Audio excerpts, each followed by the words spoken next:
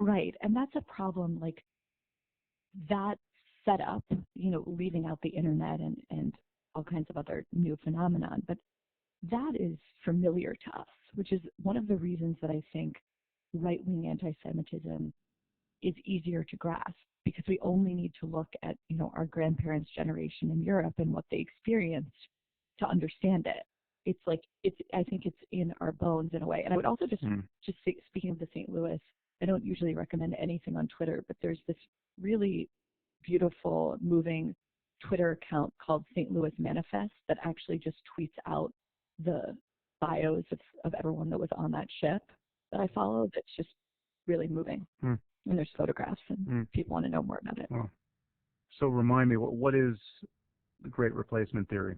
The Great Replacement Theory is, there's a great essay that Thomas Chatterton Williams wrote about it, but it's really this basic idea summarized by Steve King, which is you can't replace our civilization, as he put it, with someone else's babies. This to me is a deeply anti-American idea, because the ideal of this country is the idea that our civilization is open to anyone who wants to adhere to the ideas of it. It has nothing to do with bloodline. It has everything to do with fealty to a certain set of beliefs.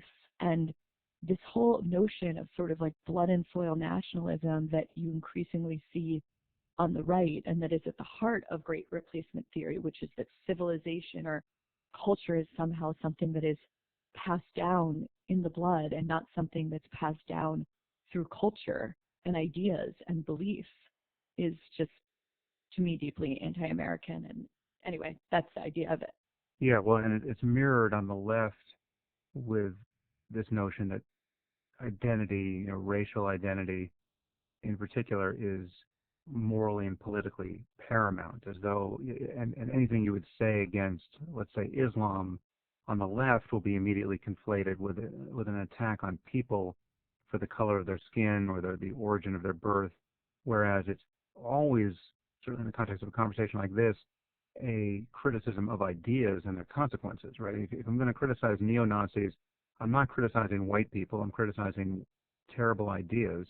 And when I'm criticizing Islamism or jihadism, I'm not criticizing Arabs or any other ethnicity. I'm criticizing the consequences of ideas. Yes. And the fact that it's so that the people can't track this continues to be bewildering. Yeah, well, part of it is that they can track it and they're deciding not to. Yeah. And the other problem, right, is that we have a president who does exactly the opposite. He attacks people not based on their ideas often, but based on immutable characteristics like their race or their gender or, their religion. Obviously that's mutable, but, that's part of the problem, is that the second he touches something, it becomes toxic. Let's take a moment to just remind people a little bit more about the history of anti-Semitism in the U.S., because it reaches further back than I think most people realize. So let's just briefly talk about the 1930s and what you do in the book. Well, so it's amazing to me that most people my age have never heard of the name Charles Coughlin. But that's a name that, if you're at all involved in the Jewish community, that is very, very familiar. He was the radio host, sort of the Rush Limbaugh of his day, I guess. Different, but very, very popular in the same way, much more popular. I think something like 30 million Americans listen to him every week. He is someone who's a priest who's based in Michigan. He got so many letters that the town he was from actually had to build a new post office to keep up with the amount of mail he received. He was just hugely, hugely popular. And this was something who, told 30 million Americans that the Jews deserved Kristallnacht. He talked about the Jews as modern Shylocks who have grown fat and wealthy. I mean, these are some of the most sort of old, vile anti-Semitic tropes, and you could hear them on the radio in America in the 1930s. Henry Ford, people think of Henry Ford as the automaker, which of course he was, but Hitler shouted him out in Mein Kampf. he was awarded this thing called the Grand Cross of the German Eagle, which was the highest honor the Nazis gave. And I think, there was a short film made about this next thing I'll tell you, which is, I really recommend to people. It's 6 or 7 minutes. And you can watch, in 1939, 20,000 people showed up at Madison Square Garden to raise their arms to Heil Hitler and stood beneath signs saying, smash Jewish communism and stop the Jewish domination of Christian Americans. So that all happened here. And yet still, and this is the thing that I find fascinating, I was still very much, and I don't know about you, Sam, raised on the idea that America was uniquely inoculated from the virus of anti-Semitism that was just much more natural, or so I was taught, in places like France and Germany and England. Yeah, yeah. It actually wasn't until I read the book, The Abandonment of the Jews by David Wyman, which I think came out in the mid-'80s, that I understood just how touch and go the history is here. I mean, you literally had congressmen giving anti-Semitic speeches on the floor of Congress while the Holocaust was raging, and we understood the shape of it. I mean, it's mind-boggling that the history was what it was. And you could add Charles Lindbergh to the list of prominent figures who got singled out for Nazi accolades.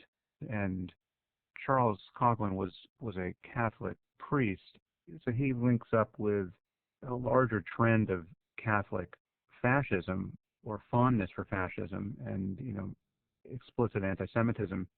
And all of this, of course, is cashed out in Christian theology, and both Catholic and Protestant theology. I mean, the Protestants are hardly better. I mean, once Martin Luther got an audience, he started, raging against the Jews, really a explicitly eliminationist vein.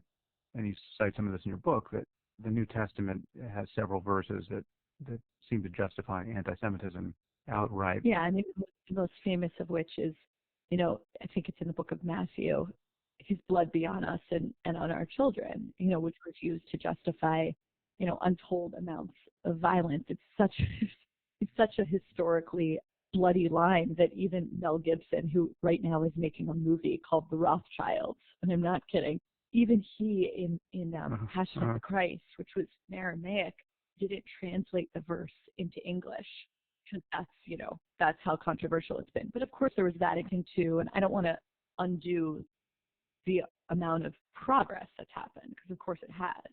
Yes, but again, the progress has to grapple with the fact that obviously there's an incoherence here, because there are anti-Semitic lines in the Bible, and 2,000 years of theologically mandated anti-Semitism resulted, and yet Jesus and the 12 apostles and the Virgin Mary were all Jews.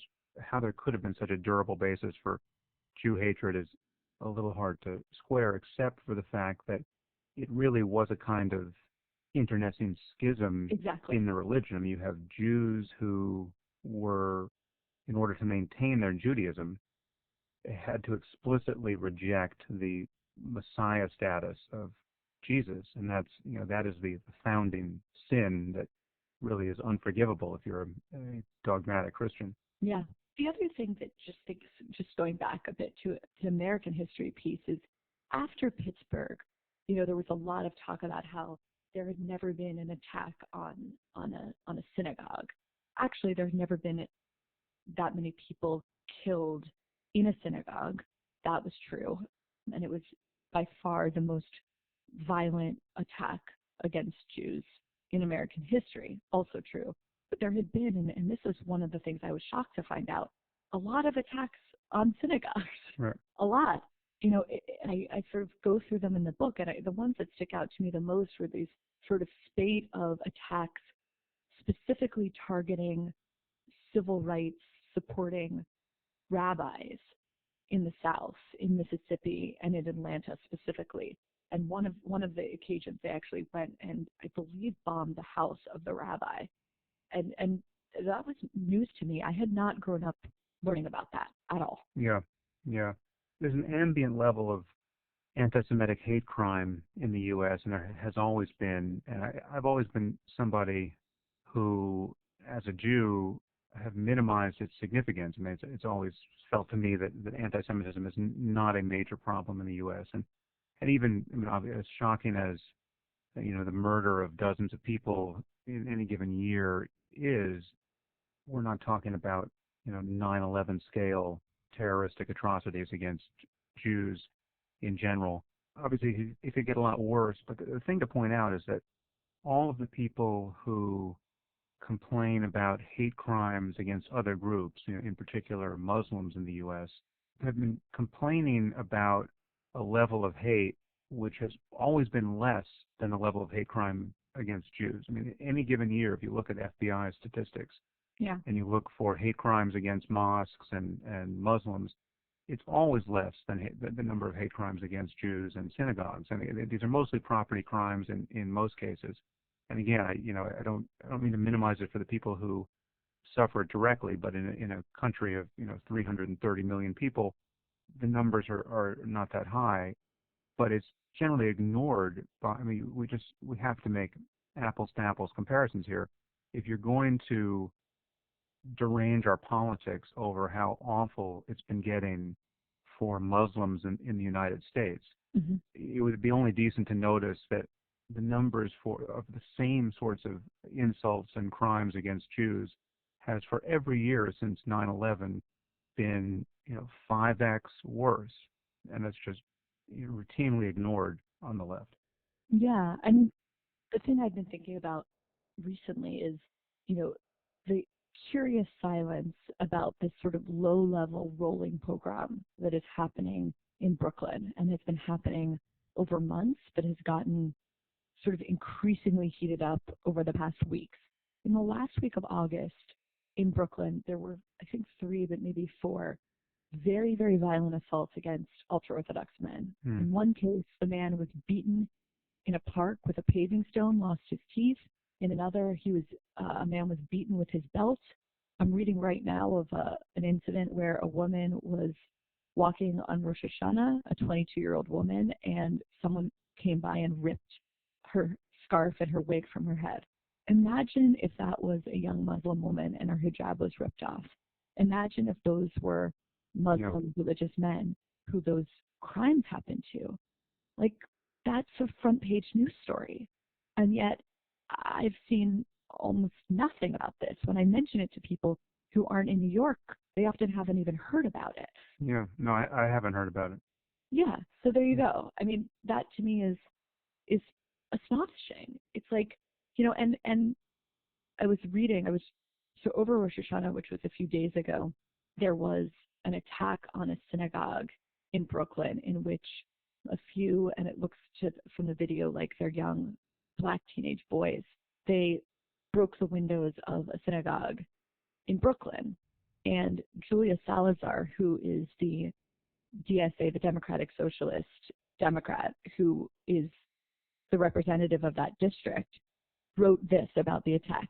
2 nights ago, some young people apparently threw objects into a window of a building at Throop and Bartlett Street, where neighbors were gathered for Rosh Hashanah prayers. We need to care for each other and protect each other. This isn't acceptable in our district or our city. So some young people threw objects into a window of a building.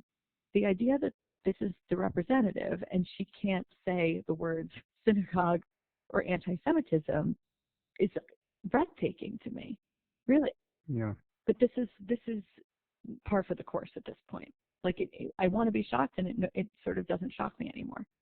Yeah. Okay. So we are being inevitably dragged leftward, and so I say we go there. So the left wing has its own problem with anti-Semitism and the disregard of anti-Semitism. Well, I guess for those who, I'm sure most people are familiar with the term, but let's define the concept of